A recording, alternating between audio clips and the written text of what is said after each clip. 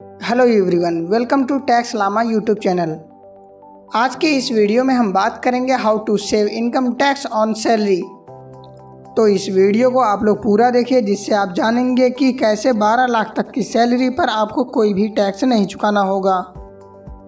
तो सबसे पहले मैं आपको इनकम टैक्स के कुछ स्लैब्स के बारे में बता देता हूँ। जैसे अप टू 2.5 लाख तक आपको कोई भी टैक्स नहीं देना होता है, और वहीं 2.5 लाख से 5 लाख तक 5%, 5 लाख से 7.5 लाख तक 10%, 7.5 लाख से 10 लाख तक 15%, 10 लाख से 12.5 लाख तक 20%, 12.5 लाख से 15 लाख तक 25%, और अगर आपकी इनकम 15 लाख से ज़्यादा है तो आपको 30% टैक्स देना होगा।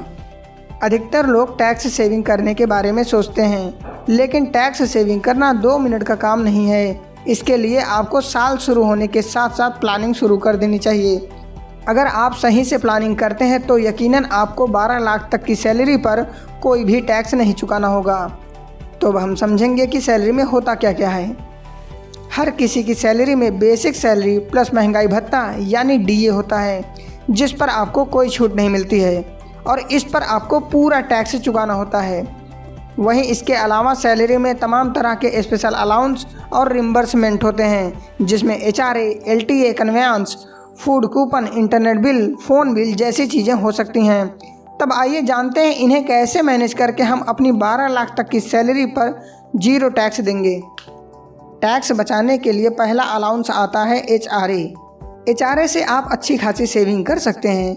ऐसा इसलिए कि गवर्नमेंट ऐसा मान के चलती है कि आप जॉब करने के लिए किसी दूसरी सिटी में जाकर रहते होंगे, तो उसके लिए आप घर को किराए पर लेते होंगे और रेंट देने में आप पर ज़्यादा बोझ ना पड़े, इसीलिए सरकार ने आपको टैक्स में कुछ छूट दे रखा है। HRA के इंजम्पशन के लिए आपको 3 नंबर कैलकुलेट करना होगा। First, actual HRA received. अगर आपकी सैलरी में आपको HRA मिलता ही नहीं है तो आपको इंजम्पशन भी नहीं मिलेगा। सेकंड है 50% ऑफ बेसिक मेट्रो के लिए, 40% ऑफ बेसिक नॉन मेट्रो के लिए।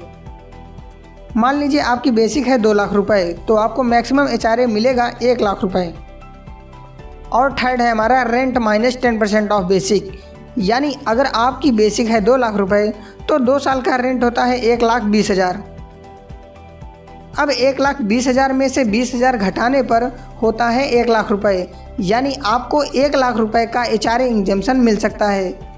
तब इन तीनों नंबर को आपको कैलकुलेट करना है और जो मिनिमम अमाउंट होगा वो आपका HRA इंजम्पशन बनेगा। इसके बाद आता है LTA यानी लीव ट्रैवल अलाउंस। ये एक ऐसा अलाउंस है जिसका फ़ायदा बहुत ही कम लोग उठा पाते हैं। इसका तरीका ये है कि अगर आप और आपकी फैमिली कहीं घूमने जाते हैं तो आने जाने का जितना भी किराया होगा उस पर आपको पूरी छूट मिल जाएगी।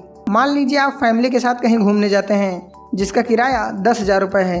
अगर आपकी फैमिली में आप, आपकी पत्नी और आपके 2 बच्चे हैं तो उस हिसाब से किराया आने और जाने का बनेगा 80,000 रुपये।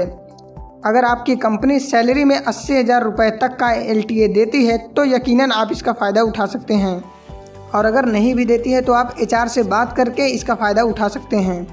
नेक्स्ट है हमारा children education and hostel allowance. ये उनको ही मिलेगा जिनके बच्चे हैं। अगर आपके बच्चे हैं और अगर उनमें से वे हॉस्टल में पढ़ रहे हैं तो इनके तहत आपको 9600 तक का छूट मिलेगा। नेक्स्ट है हमारा रिम्बर्समेंट।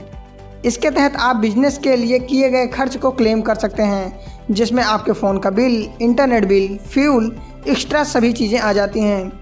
बहुत सारी कंपनियां मील कूपन भी देती हैं, जैसे 50 रुपये के हिसाब से आपको रोज़ 2 कूपन मिलते हैं और आप अपनी कंपनी में 26 दिन काम करते हैं तो इस हिसाब से महीने का 2600 हुआ और साल का हो जाता है 31,200 रुपये। अब हम इंजम्पशन के बाद डिडक्शन की बात करते हैं। इसमें सबसे पहला आता है स्टैंडर्ड डिडक्शन, जिसमें आपको ऑटोमेटिक 50,000 रुपये तक का डिडक्शन मिलता है। इसके बाद आता है 80C। इसके ज़रिए आप 1.5 लाख तक का इन्वेस्टमेंट करके फ़ायदा ले सकते हैं, जैसे PPF में। इसके तहत आपके बच्चों की ट्यूशन फ़ी पर भी छूट मिलती है।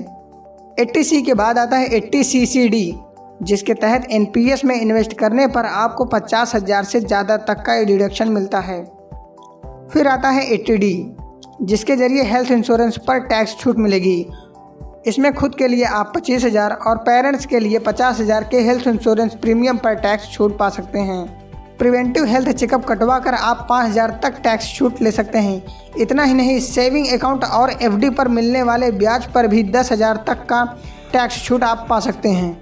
वहीं सीनियर सिटीजन 50,000 तक का छूट पा सकते हैं। 80E के तहत होम लोन और इलेक्ट्रॉनिक व्हीकल के लोन पर भी अलग अलग शर्तों के हिसाब से 1.5 से 2 लाख तक का इंटरेस्ट पर छूट पा सकते हैं।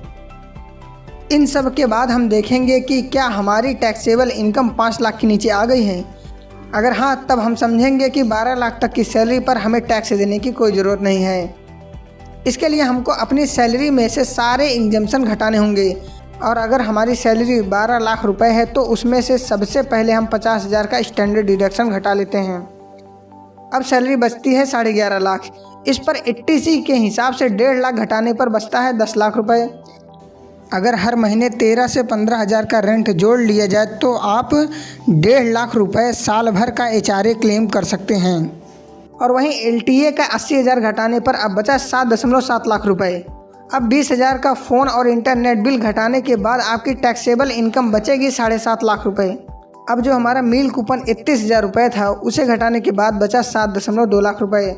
और आपकी फैमिली के 50,000 के हेल्थ इंश्योरेंस को घटा दें तो आपकी सैलरी बचती है 6.7 लाख रुपए। और कंपनी से जो रिम्बर्समेंट मिलता है वह करीब 1.6 लाख तक ईयरली तो होगा ही। अब टैक्सेबल सैलरी बची हमारी 5.10 लाख रुपए। अब इसमें बचे 10,000 के लिए अगर चिल्ड्रन एजुकेशन अलाउंस और हॉस्टल अलाउंस घटा दें या 10,000 किसी NPS में इन्वेस्ट कर दें जो रिटायरमेंट पर आपको कमाई के साथ मिलेंगे, तो इस 10,000 को भी घटाने के बाद हमारी टैक्सेबल इनकम बचती है 5 लाख रुपए। और सरकार की तरफ से 5 लाख रुपए तक की टैक्सेबल सैलरी वालों को 2.5 लाख रुपए तक का टैक्स रिबेट दी जाती है। इसका मतलब अब आपका टैक्स हो गया 0 यानी शून्य, यानी आपको 12 लाख तक की सैलरी पर कोई भी टैक्स नहीं देना होगा। टैक्स लामा चैनल की तरफ से अगर आपको यह वीडियो पसंद आया हो तो इसे लाइक करें और सब्सक्राइब करें हमारे चैनल टैक्स लामा को। Thank you very much.